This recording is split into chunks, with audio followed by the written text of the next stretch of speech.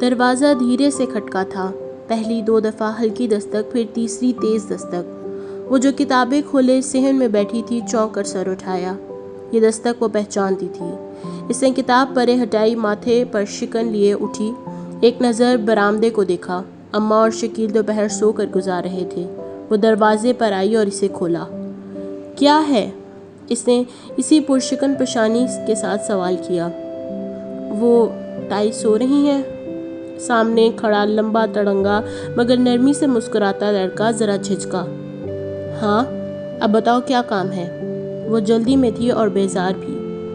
وہ صبح میں نے تمہاری گلی میں تمہیں جاتے دیکھا تھا، تم لنگڑا کر چل رہی تھی۔ وہ سر جھکائے جلدی جلدی بولنے لگا۔ مجھے لگا تمہارے پاؤں میں زخم ہے، پھر لگا کہ جوتا ٹوٹ گیا ہے۔ ہاں، ٹوٹ گیا تھا جوتا، آگے بولو شجا۔ وہ کوفت سے بولی۔ ایک اسی کے آگے تو ساری بیزاری دکھائی جا سکتی تھی۔ ہاں تو میں ابھی بازار جا رہا ہوں، جوتا دے دو، موچی سے بنوا لاتا ہوں۔ میں خود بنوا لوں گی، زیادہ فکر کرنے کی ضرورت نہیں ہے، اب جاؤ، امی نے دیکھ لیا تو غصہ کریں گی۔ وہ دروازہ بند کرنے لگی۔ دے دو نا، میں بنوا لاتا ہوں، ساتھ میں ہی تو ہے، وہ بے بسی سے بولا۔ کہا نا میں خود بنوا لاؤں گی، اب جاؤ۔ اس نے ٹھک سے دروازہ بند کر دیا۔ یہ طے تھا کہ اسے زندگی میں کوئی تبدیلی نہیں چاہیے تھی، نہ ہی تبدیلی لانے کی کوشش کرنی تھی۔ اس نے خود کو پانی کے دھارے پر چھوڑ رکھا تھا، پانی جو اب بھی گلاس میں ٹھہرا تھا۔ پارس نے نگاہیں اٹھا کر پھر دیکھا۔ شجاع فوارے کے ایک طرف سے نکل کر اس کی جانب بڑھ رہا تھا۔ ابھی درمیان میں بہت راستہ تھا، ابھی اسے فوارے کا آدھا چکر کاٹنا تھا۔ فوارہ جس سے نکلتی پانی کی دھاریں ابل ابل کر حوض میں گر رہی تھیں۔ ان قطروں میں چہرے تھے، ادھورے، انمٹ چہرے۔ تمہیں کس نے بولا تھا میرے لیے جوتا لانے کو؟ اس نے چڑھنے والے انداز میں پلاسٹک کے جوتوں کا تھیلا اس کے ہاتھ میں واپس تھمایا۔ شجاع نے سر جھکا دیا۔ میں نے آج صبح پھر دیکھا، تم نے جوتا ٹھیک نہیں کروایا نا؟ تم تائی کی کھلی پرانی جوتی پہن کر جا رہی تھی۔ ہاں تو تمہیں کیا ہے؟ مجھے اچھا نہیں لگتا پارو، میں تمہارے چچا کا بیٹا ہوں، ساتھ والے گھر میں رہتا ہوں، ایک جوتا بھی نہیں دلا سکتا کیا؟ اس کے انداز میں پھر بے بسی در آئی تھی۔ نہیں، مجھے کچھ لینا ہوگا تو میں اپنے پیسوں سے خرید لوں گی، تمہاری خیرات نہیں چاہیے مجھے۔ وہ چوکھٹ پر کھڑی دبے دبے غصے سے بول رہی تھی۔ اندر جمع ہوتے غصے کو اگر باہر نکالنے کے لیے صرف ایک ہی سوراخ ملے تو وہ بھی پورے زور سے اسی جگہ سے نکلتا ہے، اور پھر وہ نہیں دیکھتا کہ وہ کس پر گر رہا ہے۔ پارس اور شجاع کا بھی یہی معاملہ تھا۔ اچھا، سارے پیسے تو تم تائی کو دے دیتی ہو، اپنے لیے کیا لوگی؟ وہ بھی جیسے جرأت کر کے بول پڑا۔ پارس لمحے بھر کو چپ ہو گئی۔ یہ جوتے رکھ لو، جب تنخواہ ملے تو واپس دے دینا۔ نہیں، مجھے نہیں رکھنے۔ یہ مت سمجھنا کہ میرے پاس پیسے نہیں ہیں، بہت پیسے ہیں، مگر ہاں جب تنخواہ ملے گی تو میں تمہیں پیسے دے دوں گی، لے آنا کچھ بازار سے، مگر میرے پیسوں کا، ہاں۔ اس نے پھر سے دروازہ ٹھک سے بند کر دیا۔ منظر دھندلا گیا۔ اس دھند سے ایک اور دن، ایک اور پہر، ایک اور گھڑی طلوع ہوئی۔ دھند چھٹنے لگی۔ وہ چھت کی منڈیر کے ایک طرف کھڑی تنقیدی نظروں سے الٹ پلٹ کر ان چوڑیوں کے سائز کی سلور بالیوں کو دیکھ رہی تھی۔ میں نے تمہیں 50 روپے دیے تھے، یہ 50 کی تو نہیں ہے؟ منڈیر کی اس طرف کھڑے شجاع کا رنگ پھیکا پڑا۔ اس نے تھوک نکلا۔ نہیں تو پورے 50 روپے کے ہیں؟ نہیں، میں نے اس دن سلائی کے لیے لیس اور بٹن لینے گئی تھی صدر، وہاں بالکل ایسی بالیاں دیکھی تھیں، مگر وہ تو 100 روپے کی تھیں۔ وہ شش و پنج میں پڑھ کر نفی میں سر ہلا رہی تھی۔ ہاں نہیں، یہ بھی 70 کی تھیں، مگر میں نے بھاؤ تاؤ کر کے کم کروا لی قیمت۔ تم نے بھاؤ تاؤ تھوڑی کیا ہوگا، ایک ہی دفعہ قیمت پوچھی ہوگی۔ ہاں یہ بھی ہے۔ اس نے نیم رضامندی سے سر اس بات میں ہلا کر چھت کے دروازے کو دیکھا۔ اچھا اب تم جاؤ، امی نے دیکھ لیا تو قیامت آ جائے گی۔ مجھے بھی نہیں پسند یوں ملنا، آئندہ کام ہو تو سیدھے دروازے سے آنا۔ وہ 2 ٹوک کہہ کر بالیوں کا پیکٹ اٹھائے اندر کی طرف بھاگ گئی۔ شجاع نرم مسکراہٹ کے ساتھ اسے جاتا دیکھ رہا تھا۔ اس کی آنکھوں میں ڈھیروں چمک تھی، فوارے کے چمکیلے پانی کی طرح ٹپ ٹپ گرتے قطرے ہیروں کی طرح جگمگا رہے تھے۔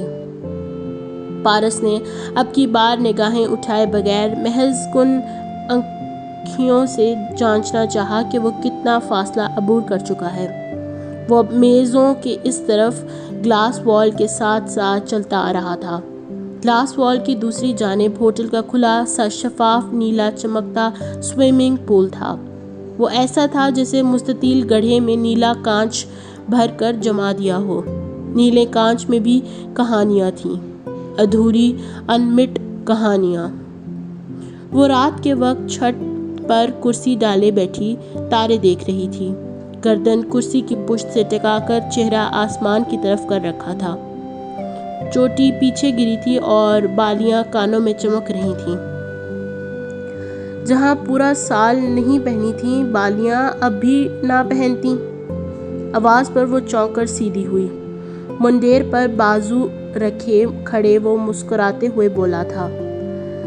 اس کی پچھلی یادوں کی نسبت اب وہ خاصا پر اعتماد لگ رہا تھا۔ وہ خود پارس کے چہرے پر نہ کلفت آئی اور نہ ہی بیزاری، بس سنجیدگی سے اسے دیکھا۔ کیا ہے؟ اس 1 سال میں 3 دفعہ تائی نے تمہاری الماری سے یہ بالیاں ڈھونڈ کر کوڑے میں پھینکی ہیں۔ ہر دفعہ اٹھا لاتی ہو واپس اور دھو کر سنبھال لیتی ہو۔ کیا یہ اس لیے ہے کہ انہیں میں نے دیا تھا؟ پارس نے ذرا سے شانے اچکائے۔ مجھے لانے والے سے فرق نہیں پڑتا، اگر پڑتا ہے تو صرف اس بات سے کہ یہ میری وہ پہلی کمائی ہے جو میں نے خود پر خرچ کی ہے، اور شاید واحد بھی۔ وہ اٹھ کر اندر جانے لگی جیسے بیٹھنا بیکار ہو۔ میں برطانیہ جا رہا ہوں۔ وہ ٹھٹک کر رکی اور پلٹ کر اسے دیکھا۔ کیوں؟ سیاہ آنکھوں میں حیرت ابھری تھی۔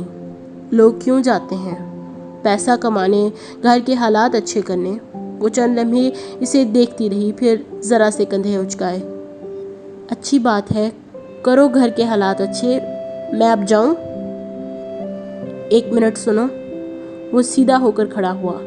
اس کے چہرے پر اب سنجیدگی ہی سنجیدگی تھی۔ تم میرا انتظار کرو گی؟ نہیں، وہاں تبدیلی کی کوئی خواہش نہ تھی۔ اگر میں کہوں تب بھی نہیں؟ اسے جیسے دکھ ہوا تھا۔ نہیں، میرے پاس کرنے کو اور بھی بہت کام ہے۔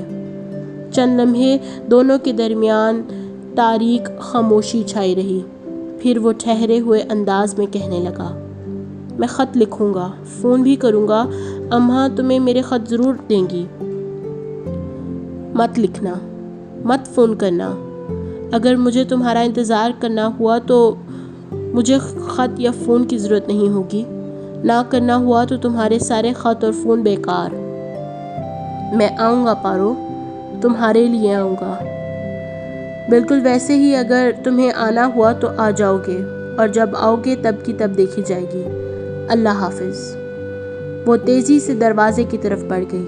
پہلی سیڑھی پر قدم رکھ کر اس نے دروازہ بند کرتے ہوئے آخری بار دیکھا۔ وہ اپنی چھت کی منڈیر کے پیچھے کھڑا یاسیت سے اس کی طرف دیکھ رہا تھا۔ پارو کی آنکھوں میں پانی چمکا۔ اس نے آہستہ سے دروازہ بند کر دیا، پھر اپنی بالیوں کو چھوا۔ پانی کا ایک قطرہ گال پہ لڑکا، پھر دوسرا، پھر تیسرا، مگر چوتھا نہ گر سکا۔ شعوری کوشش نہیں تھی، لاشعوری اسٹاپ لگ گیا تھا کہ جذبہ بس اتنا ہی تھا۔ نیلے کانچ پر سورج کی شعاعیں رقص کر رہی تھیں۔ وہ گلاس وال کے ساتھ چلتا ہوا اس کے میز کے سامنے آ رکا۔ پارس نے سر اٹھایا۔ وہ نرمی سے مسکرا رہا تھا۔ وہ بدل گیا تھا، زیادہ خوش شکل ہو گیا تھا۔ کپڑے بھی اچھے تھے، سوٹ اور ڈریس شرٹ، بہت امیر نہیں مگر ڈیسنٹ۔ وہ ہلکا سا مسکرائی، رسمی سی مسکراہٹ لیے جگہ سے اٹھی۔ السلام علیکم، کیا میں آپ کو جانتی ہوں؟ شجاع کی مسکراہٹ لمحے بھر کو پھیکی پڑی۔ پھر وہ دوبارہ سے مسکرایا اور سر جھٹکا۔ کیا تم یہ پوچھنا چاہ رہی ہو کہ میں تمہیں جانتا ہوں یا نہیں پارس؟ مسز رضوان حیات: اور نہیں، آپ مجھے نہیں جانتے۔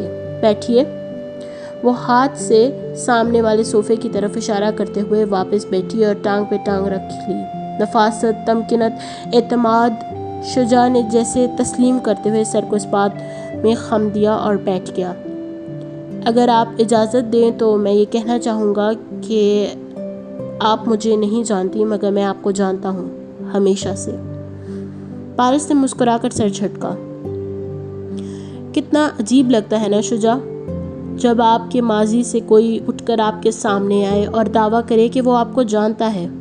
پتہ ہے، میں تو ہنس دیتی ہوں ایسی قرابت داروں پر۔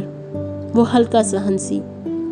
وہ کیسے ہمیں جان سکتے ہیں جبکہ ہمارے اور ان کے درمیان کئی برسوں کی خلیج حائل ہو سکی ہو۔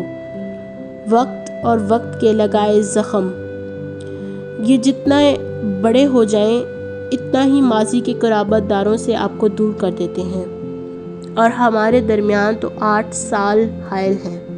اور پتہ ہے شجاع، یہ خلیج نہیں ہے، یہ تو خلا ہے جس کا کوئی کنارہ نہیں ہوتا۔ اپنی بات کہہ کر وہ پھر ذرا سا مسکرائی۔ شجاع نے اسی نرم مسکراہٹ کے ساتھ سر ہولے سے جھٹکا۔ مسز پارس، آپ اس خلا کے پار بھی ویسی ہیں جیسا آپ کو ہونا چاہیے تھا۔ ان 8 سالوں میں نے جتنی دفعہ بھی تمہارے بارے میں سوچا، یہی لگا کہ اب تم ایسی ہوگی، بالکل ایسی ہی، اور میں غلط نہ تھا۔ انسان بہت پیچیدہ مشین ہے۔ جتنا انسان خود اپنے آپ کو جانتا ہے، اتنا کوئی دوسرا انسان اس کو نہیں جان سکتا۔ یعنی میں اس دعوے سے پیچھے ہٹ جاؤں کہ میں آپ کو جانتا ہوں؟ ٹھیک ہے، شاید اسی میں بہتری ہو۔ پارس اسی طرح بے تاثر آنکھوں سے اسے دیکھ رہی تھی اور مسکرا رہی تھی۔ سو شجاع، اب اتنے عرصے بعد اچانک کیسے آنا ہوا؟ فقرہ ختم کرتے ہی پارس نے گردن ہلائے بغیر نگاہیں آگے پیچھے دوڑائیں۔ ہوٹل، ریسیپشن، لابی کی اونچی چھت، 4 دیواری، باہر کے کھلے ہرے بھرے میدان، پول، اور واپس اپنے پرس تک پھر نگاہیں اس کی طرف اٹھائیں اور مسکرائی۔ وہ غور سے اس کے تاثرات دیکھ رہا تھا۔ اس کی مسکراہٹ میں ایک اداسی در آئی تھی۔ نہیں پارس، میں ان چیزوں کے لیے نہیں آیا۔ جانتا ہوں کہ یہ ہوٹل اب تمہاری ملکیت ہے۔ یہ بھی جانتا ہوں کہ تم ایک امیر بیوہ بن چکی ہو۔ یہ نہیں جانتا کہ تم نے رضوان حیات سے شادی کیوں کی تھی، مگر میں صرف تم سے ملنے آیا ہوں۔ مل لیے؟ اس کی مسکراہٹ سمٹی۔ شجاع اٹھ کھڑا ہوا۔ تمہارے گھر کا ایڈریس ہے میرے پاس، مگر تمہاری اجازت کے بغیر نہیں آنا چاہتا۔ تائی سے بھی ملاقات ہو جائے گی اس بہانے۔ جب جی چاہے آؤ، میرے کزن ہو، مجھے کیا اعتراض ہوگا؟ پارس نے ہلکے سے آبرو اچکائے۔ تھینکس۔ وہ پھیکی سی مسکراہٹ کے ساتھ پلٹ گیا۔ اس کے پلٹتے ہی پارس کے چہرے کے تاثرات بدلے۔ بے رحم مسکراہٹ کی جگہ سپاٹ سنجیدگی چھا گئی۔ آنکھوں میں البتہ لمحے بھر کو اضطراب اب جھلکا تھا، پھر خاموش سرد پن۔ وہ لابی سے نکل کر باہر چلا گیا تھا۔ پارس موبائل پر فائز کا نمبر ملانے لگی۔ اس کے انداز سے البتہ بے توجیہی عیاں تھی۔ افضل بابا نے پانی کی ٹوٹی بند کی، ڈھیلی دیگچی سلیب پر رکھی تھی، ٹوکری میں ڈالے اور صافی سے ہاتھ پونچھتے ہوئے اپنے خیال میں پلٹے کہ ایک دم ڈر گئے۔ سامنے فیضان آ کھڑا تھا۔ انہیں ڈرتے دیکھ کر مسکرایا۔ سوری، میں نے آپ کو ڈرا دیا۔ نہیں، تم کب آئے؟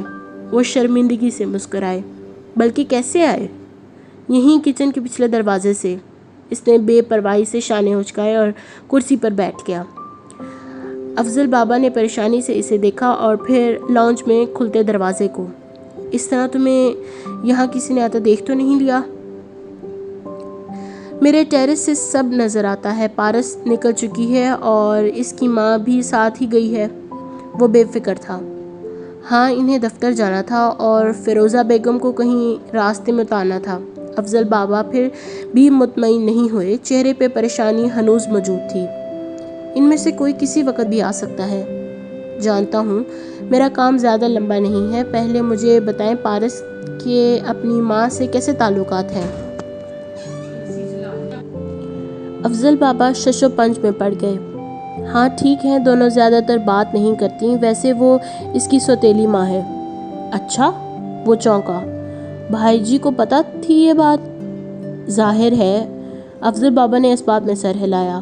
وہ اب کھڑکی کے قریب آ کھڑے ہوئے تھے تاکہ باہر سے جو کوئی آتا انہیں دکھائی دے سکے۔ بھائی جی سے اس کا کیسا رویہ تھا؟ بہت اچھا، دونوں میں بہت محبت تھی۔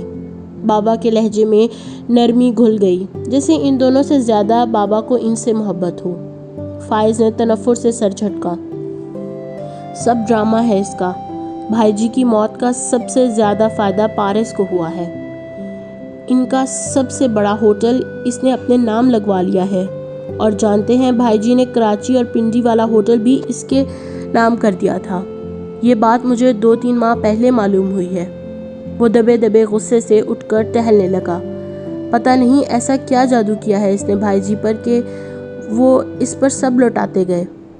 وہ اس سے بہت محبت کرتی تھی فیضی بیٹا۔ مجھے یقین نہیں ہے، مجھے کسی بات کا یقین نہیں ہے۔ میرے نزدیک وہ میرے بھائی کی قاتل ہے، اور میں اپنے بھائی کے خون کا بدلہ ضرور لوں گا۔ کیا کرو گے تم؟ افضل بابا خوف زدہ نظر آنے لگے۔ وہی جو اس نے بھائی جی کے ساتھ کیا۔ وہ بے رحمی سے مسکرایا، پھر سر جھٹکا۔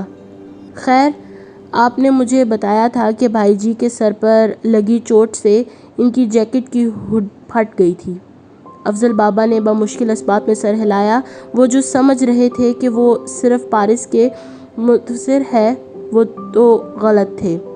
وہ تو برابر کا بدلہ چاہتا تھا۔ وہ جیکٹ پارس نے سنبھال کے رکھی ہے، آپ نے بہت پہلے بتایا تھا۔ جی، ایک دن کمرے کی صفائی کرتے ہوئے مجھے وہ نظر آئی تھی۔ مجھے وہ جیکٹ چاہیے۔ فیضی بیٹا، اسے شک ہو جائے گا تو؟ وہ مزید پریشان ہو گئے۔ بے فکر رہیں، بس دیکھ کر لوٹا دوں گا، ساتھ نہیں لے کر جاؤں گا۔ اچھا بیٹھو، لاتا ہوں۔ وہ گو مگو کیفیت میں سر ہلاتے اندر چلے گئے۔ وہ کرسی پر بیٹھ گیا اور سرسری نظروں سے اطراف کا جائزہ لینے لگا۔ چند منٹ گزرے تو وہ آتے دکھائی دیے۔ ان کے ہاتھوں میں ایک پلاسٹک کا پیکٹ تھا جس میں ایک جیکٹ طے کی ہوئی نظر آ رہی تھی۔ جلدی سے دیکھ لو وہ نہ آ جائے، وہ تشویش سے کہتے ہوئے کھڑکی میں جا کھڑے ہوئے۔ فائز نے پیکٹ میز پر رکھا اور پھر کھولا۔ جیکٹ نکالی، اس میں سے خون کی بو ابھی تک نہیں گئی تھی، اسے جیسے کبھی نہیں دھویا گیا تھا۔ پیکٹ میں بند ہونے کی وجہ سے بو بھی اندر ہی رہ گئی تھی۔ اس نے جیکٹ سیدھی کی، اس کی ہڈ درمیان سے پھٹی ہوئی تھی، سوراخ اخروٹ کے سائز کا تھا اور اس کے گرد خون کے واضح نشان تھے۔ اس نے ہڈ دیکھنے کے لیے جیکٹ کو اوپر اٹھایا تو کچھ نیچے گرا۔ چھن چھن چھن۔ افضل بابا اور فائز دونوں چونکے۔ جیکٹ کے اندر شیشے کا ایک ٹکڑا تھا جو فرش سے ٹکرایا مگر ٹوٹا نہیں۔ اس نے حیرت سے ٹکڑا اٹھایا اور الٹ پلٹ کر دیکھا۔ وہ سرخ نہیں تھا، یعنی جیکٹ کا خون خشک ہونے کے بعد اندر ڈالا گیا تھا۔ وہ دھندلا سا تھا۔ کس چیز کا حصہ تھا کچھ کہا نہیں جا سکتا تھا۔ کیا یہ شیشہ ان کے سر میں لگا تھا؟ مگر یہ تو وہ حیرت میں پڑ گیا تھا۔ دفعتاً افضل بابا کی گھبرائی ہوئی آواز آئی، فیروزہ بیگم آ گئیں، تم جاؤ، جلدی جاؤ۔ وہ کرنٹ کھا کر اٹھا اور جیکٹ طے کرنے لگا۔ افضل بابا نے تیزی سے روکا، تم جاؤ، میں کر لوں گا، بس جاؤ۔ اس نے جیکٹ اور شیشہ وہیں چھوڑا، پہلے متذبذب نگاہوں سے افضل بابا کو دیکھا، پھر کھڑکی سے باہر جہاں فیروزہ بیگم لان کے اسٹیپس پر تھیں اور پارس پیچھے گیٹ پر تھی۔ وہ یقیناً سڑک کی سیڑھیاں دیکھنے کے لیے رک گئی ہوگی، اسی لیے پیچھے رہ گئی تھی۔ وہ کچن کے پچھلے دروازے سے باہر نکل گیا تھا۔ افضل بابا نے جلدی جلدی پیکٹ میں سب ڈالا، اسے بند کیا اور اوپر چلے آئے۔ اس کی الماری میں وہ رکھ کر دونوں دروازے بند کر کے جب وہ کمرے سے نکلے تو پارس سیڑھیاں چڑھ رہی تھی۔ انہیں اپنے کمرے سے نکلتا دیکھ کر اس کی خوبصورت آنکھوں میں حیرت ابھری۔ اس نے سوال یا ابرو اٹھائے۔ جھاڑ پونچھ صبح رہ گئی تھی، آپ کے کمرے کی وہی کر رہا تھا۔ وہ مسکرا کر جلدی سے بتانے لگے۔ وہ ہوں کہہ کر سر ہلاتی اوپر زینے چڑھنے لگی۔ بیٹی، جب وہ ان کے ایک طرف سے ہو کر نکلنے لگی تو وہ بے اختیار پکار اٹھا۔ جی؟ پارس نے رک کر انہیں دیکھا۔ افضل بابا چند لمحے دکھ سے اسے دیکھتے رہے۔ ان کی آنکھیں نم ہو گئی تھیں اور پھر بولے، احتیاط کرنا۔ کس چیز سے؟ پارس ہلکا سا چونکی۔ ہر کسی سے۔ رضوان صاحب کے بعد تمہارے دشمن بہت سے بن گئے ہوں گے۔ پارس اداسی سے مسکرائی۔ بابا، اگر مجھے کسی سے خطرہ ہے کہ وہ مجھے نقصان پہنچا سکتا ہے تو وہ اور کوئی نہیں، صرف فیضان ہے، رضوان کا بھائی۔ اس کے علاوہ مجھے کوئی اور کچھ نہیں کہہ سکتا۔ افضل بابا کا چہرہ سفید پڑ گیا تھا، آنکھوں میں خوف اترا۔ مگر فیضی تو امریکہ میں ہے۔ پارس نے ایک نظر انہیں دیکھا، ایک گہری نظر، پھر ہلکا سا مسکرائی۔ جانتی ہوں۔ وہ اندر کی سمت بڑھ گئی۔ افضل بابا کے قدم گویا زمین میں گڑ گئے۔ جانتی ہوں۔ وہ کیا جانتی ہے؟